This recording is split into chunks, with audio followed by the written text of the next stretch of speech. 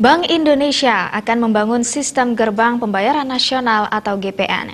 Kepala Pusat Program Transformasi Bank Indonesia, Oni Wijanarko mengatakan, sistem GPN merupakan sistem yang terdiri atas standar switching dan servis yang dibangun melalui seperangkat aturan dan mekanisme untuk mengintegrasikan berbagai instrumen seperti kartu debit, kartu kredit, uang elektronik, dan kanal pembayaran ATM EDC secara nasional.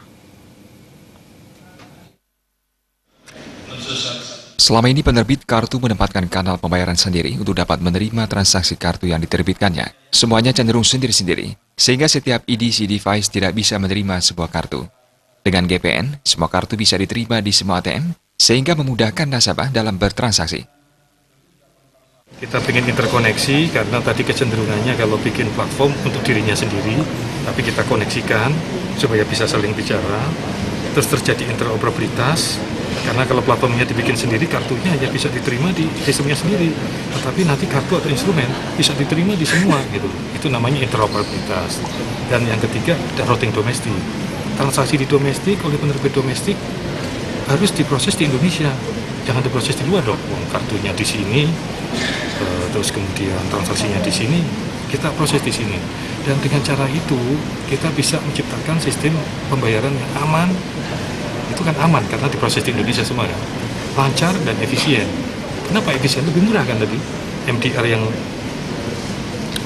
antara 2-3% itu turun menjadi 1%.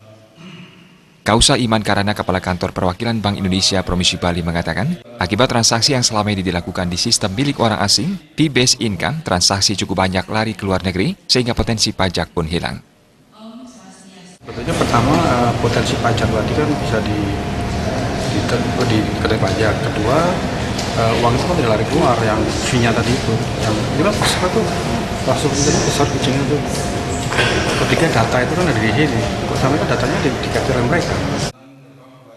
Sistem GPN ini ditargetkan terrealisasi Desember 2017. Namun pada intinya, bank issuer dan acquirer dapat terkoneksi terlebih dahulu dengan switching. Purnama Bali.